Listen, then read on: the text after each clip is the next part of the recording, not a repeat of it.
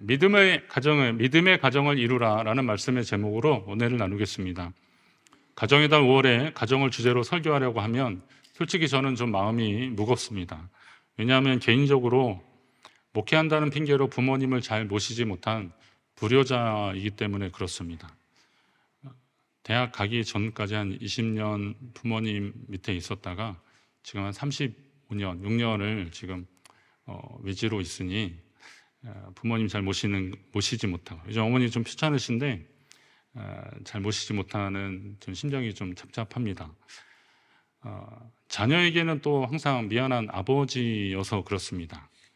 아이들이 좀 인사 안 할 때 인사 안 한다고 혼낸 적도 있었고, 또 예배에 빠지지 말라고 언제는 좀 아팠는데 가서 전사님한테 확인 받고 조퇴하고 오라고 그렇게 한 적도 있었고, 하여튼 아이들한테 좀 강요한 것도 있었습니다. 그러다 보니까 언젠가 저희 아이가 목사님 아이로 사는 게 얼마나 힘든지 아냐고 막 펑펑 울더라고요. 그 생각이 아직도 있습니다. 아내에게도 좋은 남편은 좀 아니었습니다. 목회자의 아내 사모의 자리에서 항상 희생만 강요했기 때문에 그렇습니다. 지금은 그냥 가족 모두가 어느 정도 이해하고 받아줘서 그나마 감사하지, 만약에 제가 설교하고 있는 중간에 가운데 딱 나서서 당신이나 똑바로 하라고 그러면 어떻게 하겠습니까? 실제로 있었던 일입니다. 이건 실화입니다. 아니, 저한테 실화가 아니라 어느 지역에 목사님 설교하는데 사모님이 딱 나와서 너나 똑바로 해라 그러고 올라가셨대요. 그래서 그 목사님이 목회 접으셨대요. 그렇게 됐답니다. 저는 아내한테 항상 감사하고 있습니다. 또 말씀을 듣는 분들 가운데서도 가정의 문제로 어려움을 겪고 계신 분들이 있기 때문에 이런 말씀들이 조금 부담이 될 수도 있겠다라는 생각은 합니다. 하지만 때가 때이고 우리 사회나 교회가 5월을 가정의 달로 지키는 이유가 분명히 있을 만큼 오늘은 가정과 관련된 말씀을 통해서 함께 하나님의 뜻을 살피도록 하겠습니다. 성령께서 저와 여러분에게 말씀하여 주실 줄로 믿습니다. 하나님은 처음 사람 아담을 창조하실 때, 그리고 나서 바로 하와를 창조해 주셨습니다. 이것은 사람에게 가정을 선물로 주셨다는 것입니다. 따라서 가정은 하나님의 창조 섭리 안에 있습니다. 가정은 우리가 사는 세상에서 가장 기본적인 공동체입니다. 우리는 이렇게 무리를 이루고 사회를 이루고 사는데 가정은 가장 작은 공동체입니다. 하나님은 창조 이후에 인간의 삶에 개입하시고 역사하시는데 가정의 원리를 참 많이 사용하셨습니다. 무엇보다도 하나님 아버지라고 그렇게 하나님을 부르게 하셨습니다.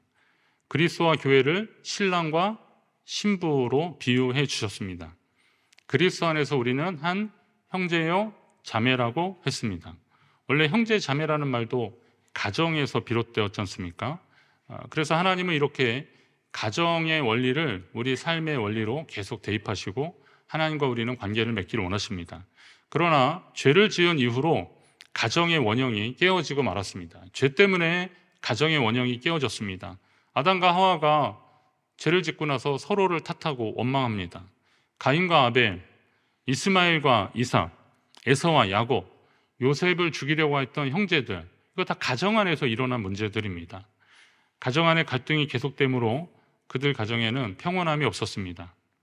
따라서 하나님의 자녀된 사람들은 하나님이 우리를 구원하셨을 때 원래 창조하셨던 가정의 모습을 회복하기를 힘쓰셔야 하는 겁니다. 여러분의 가정이 하나님의 창조 질서 안에서 회복되기를 간절히 바랍니다. 오늘은 아브라함을 통해서 하나님이 우리에게 어떤 가정의 모습을 원하시는지를 한번 살펴보겠습니다. 여러분의 가정에도 진정한 회복이 있기를 주의 이름으로 축원합니다.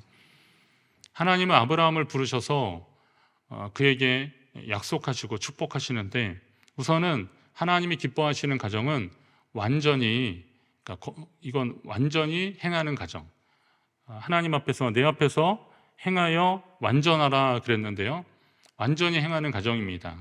오늘 본문에 아브라함이 아브라함으로 이름이 바뀌는 그런 사건이 나옵니다.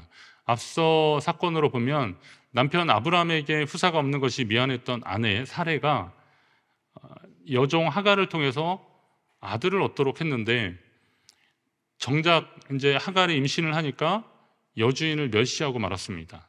그 때문에 이 처음에는 좋은 마음으로 시작한 사례도 화가 나서 남편한테 가서 따지는 거죠. 내가 받는 모욕은 당신이 받아야 옳도다라고 막 그럽니다. 그랬더니 아브라함이 또 당신의 여정은 당신의 수중에 있으니 당신 마음대로 하라고 또 그렇게 말해버립니다. 결국 임신한 하갈은 사례의 학대를 못 이겨서 도망칩니다. 비록 주인과 여종의 관계라고 하지만 당시의 문화로 보면 이것도 한 가정에서 일어난 문제였습니다. 갈등이었습니다. 이렇게 도망친 하갈을 만나주신 하나님이 내 씨를 크게 번성하게 하리라, 그 수가 많아 셀 수 없게 하리라, 하나님 그렇게 약속해 주십니다. 그러면서 내 주인에게로 돌아가라고 하십니다. 하나님을 만난 하갈이 그것을 브엘라 헤로이, 나를 살피시는 주님, 나를 살피시는 하나님, 그런 이름으로 명명하고 그 가정으로 다시, 그 집으로 다시 돌아가서 아들 이스마엘을 낳습니다. 그때 아브라함의 나이가 86세라고 했습니다.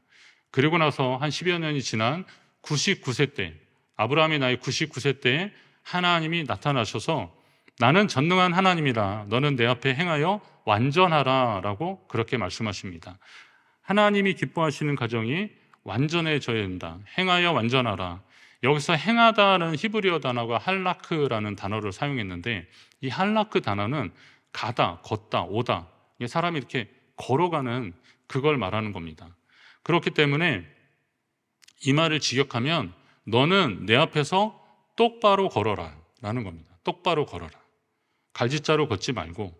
신명기 5장에도 좌로나 우로나 치우치지 말고 그렇게 가라고. 너희는 삼가 행하여 좌로나 우로나 치우치지 말라라고 하나님 그렇게 말씀하시거든요. 그러니까 하나님 앞에서 행함이 완전한 사람, 이건 다시 말해서 하나님 보시기에 거룩한 그런 삶을 살라라고 말씀하시는 겁니다. 여러분의 가정도 그런 가정이 되시기를 주의 이름으로 축원합니다. 솔직히 우리 주변에는 성도의 믿음과 결단을 흔들리게 하는 요소들이 참 많이 있습니다. 우리는 똑바로 좀 가고 싶은데, 흔들림 없이 가고 싶은데 우리의 선택을 갈등하게 만드는 그런 요소들이 참 많이 있습니다. 이삭의 아들 에서가 가나안의 핵족 속의 여인들과 결혼했다 그랬어요. 아내로 맞이했습니다. 그런데 이것이 그의 아버지 이삭과 리브가에게 근심이 되었다 그랬습니다. 솔직히 아브라함 때부터 시작된 이 가나안의 생활들이 이삭 때도 그렇고 온전히 정착하지 못한 상황입니다. 그렇기 때문에 가나안에서도 유력했던 해족 속의 여인을 아내로 맞이하는 것은 정략적으로 이게 크게 나쁘지 않은 선택입니다. 그럼 관계가 좋아지고, 그리고 어느 정도 좀 동맹도 확보하는 그런 일들 아니겠습니까? 그런데 왜 그들 부모님에게는 이것이 걱정이 된 것인가? 그 윗대에 아브라함이 자기 노종을 불러서 저 고향 동네에 가서 아들 이삭을 위해서 아내를 좀 데려오라고 그러잖아요. 가나안에 있는 여인들이 왜 안 되냐면 당시에 그 가나안의 그 종교나 이런 것들이 너무 혼탁하고 문란해서 여기에 여인들을 자기 며느리로 맞는 것은 옳지 않다라고 생각해서 고향 동네 가서 그래서 그 노종이 가서 리브가를 데려온 겁니다. 그런 전통 때문에. 또 나중에도 보면 에서 때문에 사실 야곱이 도망가긴 하지만 명목상으로는 저 외삼촌 집에 가서 아내를 맞이해서 데려오라고 그런 부탁을 하면서 하는 거 보면 그들 부모의 심정이 어떤지를 알 수 있습니다. 그러니까 가나안의 여인들은 안 된다라는 생각 때문에 그랬던 거죠.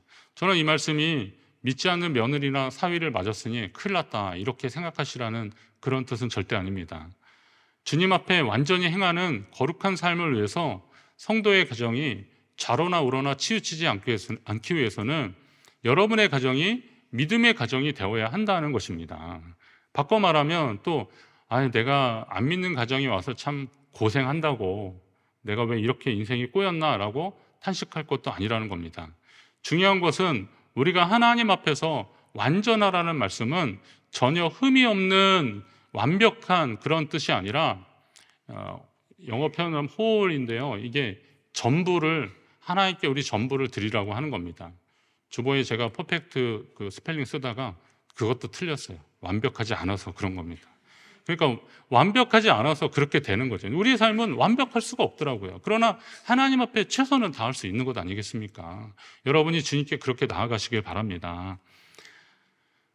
안 믿는 며느리 사위도 하나님이 우리 가정에 연을 맺어서 한 영혼을 구원하시려고 하는 하나님의 뜻이 있나 보다라고 하시면서 좀 품어주십시오.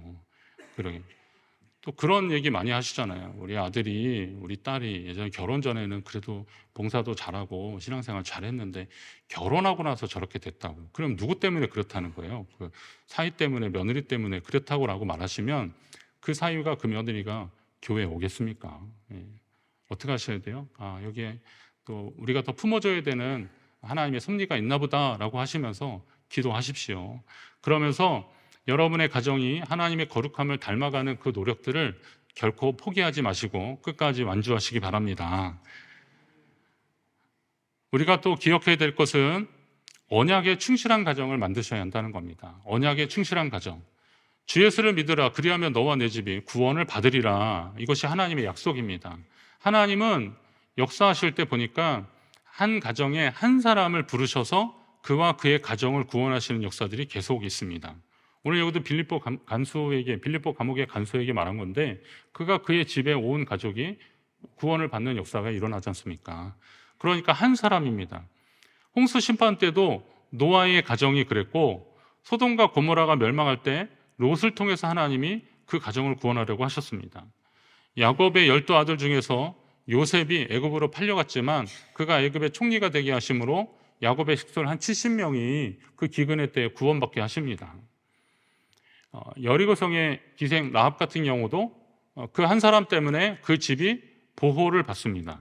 이게 하나님이 역사하시는 방법이더라고요. 신약에 보니까 백부장 고넬료 같은 경우도 그 한 사람을 하나님이 부르시면서 그와 그의 가족, 그 주변에 함께하는 사람들을 구원하시는 것을 또 보게 됩니다. 이게 하나님의 가정입니다. 그러니까 성도는 믿음의 가정을 만들 때 가족이 함께 하나님의 말씀을 듣고 또 이 약속이 함께 이루어지기를 소망해야 되는 겁니다.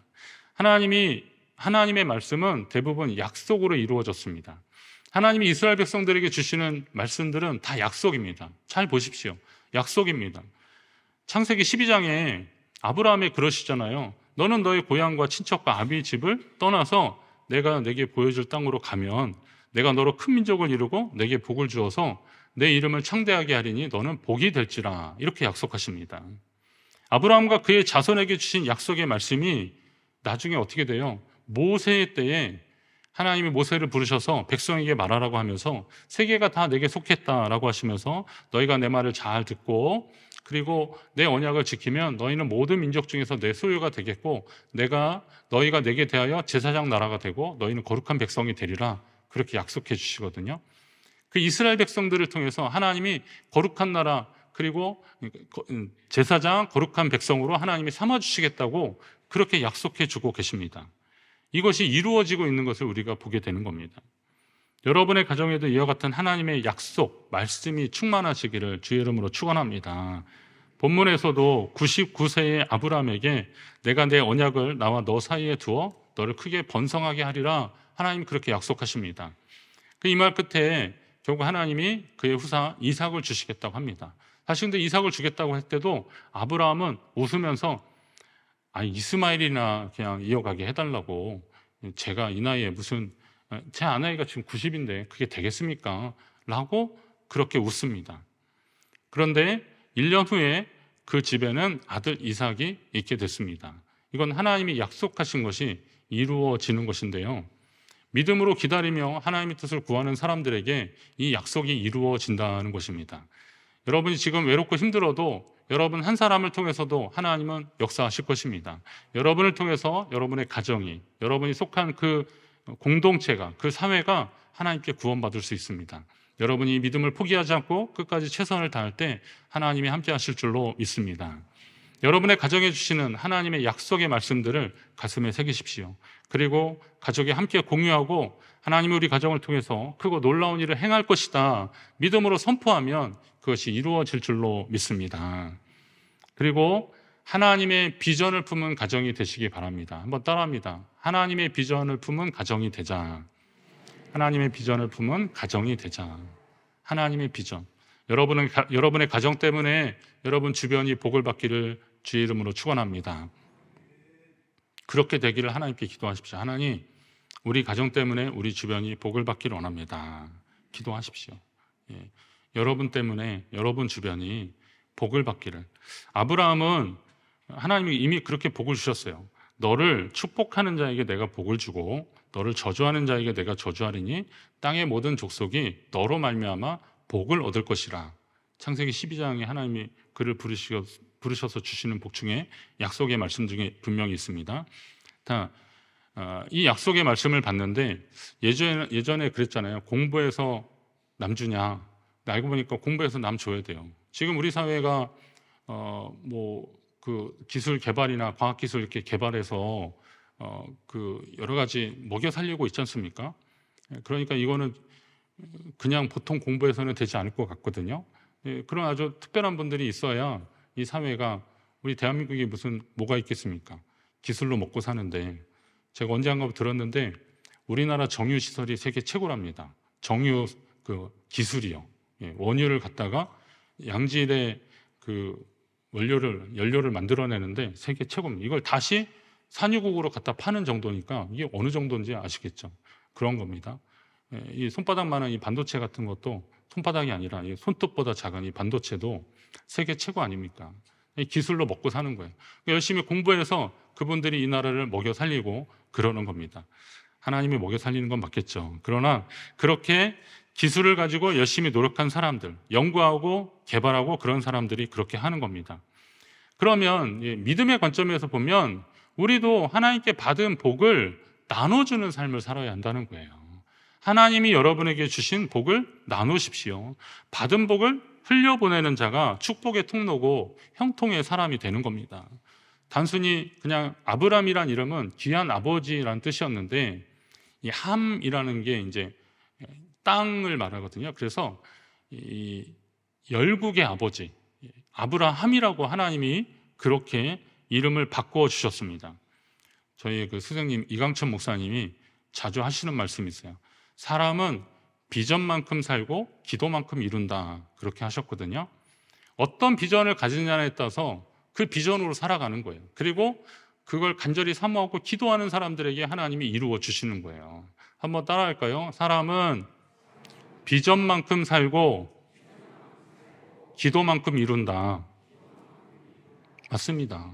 여러분의 가정도 하나님의 비전을 품은 가정이 되시기를 주의 이름으로 축원합니다. 비전의 사람으로 살기를 소망한다면 그 비전이 어떻게 이루어지는지에 대한 관심도 가져야 됩니다. 하나님이 내게 주신 이 믿음의 비전들이 어떤 과정을 통해서 이루어지는가. 이제 내 이름을 아브라함이라 하지 않고 아브라함이라고 할 것이다 라고 하십니다. 이는 내가 너를 여러 민족의 아버지가 되게 함이니라, 이렇게 말씀하십니다. 자, 그런데 이 약속의 말씀이 아브라함의 생애 때 이루어졌나요? 이루어지지 않았나요? 솔직히 말하면 이루어지지 않았습니다. 아브라함 생존에는 이스마엘 있었지만 이삭 있었잖아요. 그리고 이삭도 아이를 많이 낳은 것도 아니고 에서와 야곱 정도 낳지 않습니까? 그러면 여러 민족의 열국의 아버지라는 것은 언감생심 좀 안 맞는 것 같은데, 그런데 한 400 몇십 년이 지난 다음에 하나님이 모세를 통해서 약속의 말씀들을 주십니다. 출애굽기 19장 말씀이 아주 유명한 말씀이잖아요.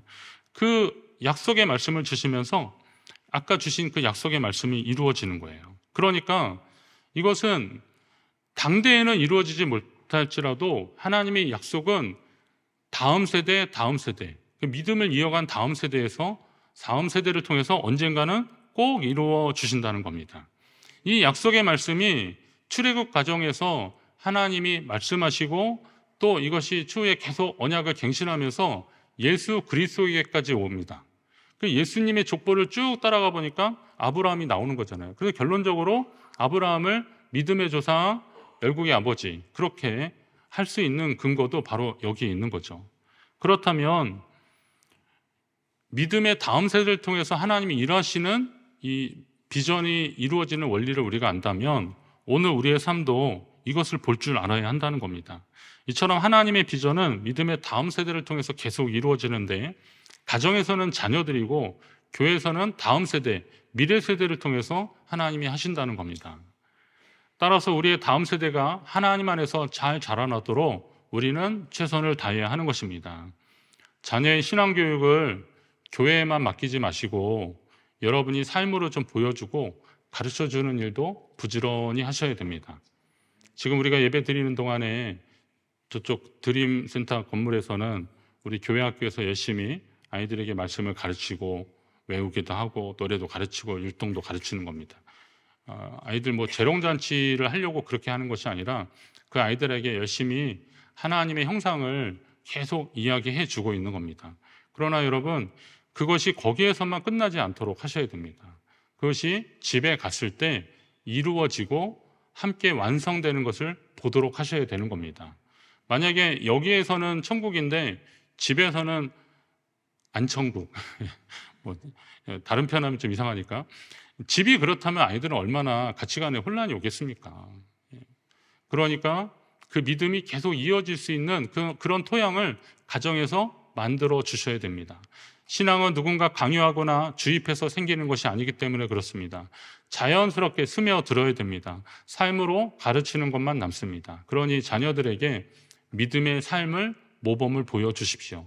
그들이 깨닫고 주님을 만나는 역사가 있도록 여러분이 해 주셔야 됩니다. 결과적으로 믿음의 가정은 함께 나아가는 가정입니다.